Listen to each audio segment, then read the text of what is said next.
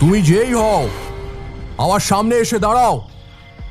সব চুপচাপ, কোথাও কোনো শব্দ শোনা গেল না। বেশ কিছুক্ষণ পর আমার সামনের ঝোপটা যেন নড়ে উঠল।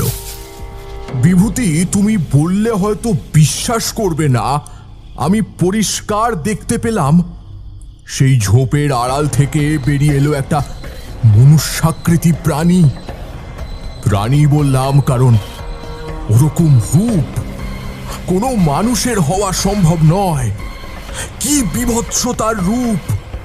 মশিলিপ্ত শরীরে দগদগে ঘা, হাত পায়ের আঙুলের নখগুলো পাখির নখের মতো বেঁকানো আর সরু, চোখের কোটরে যেন আগুন ধক ধক করে জ্বলছে। মুখ থেকে একটা লম্বা জিভ বার করে কুকুরের মতো নিজের শরীরটাকে একবার চেটে নিল। তারপর এক বিকট গর্জন করে উঠল।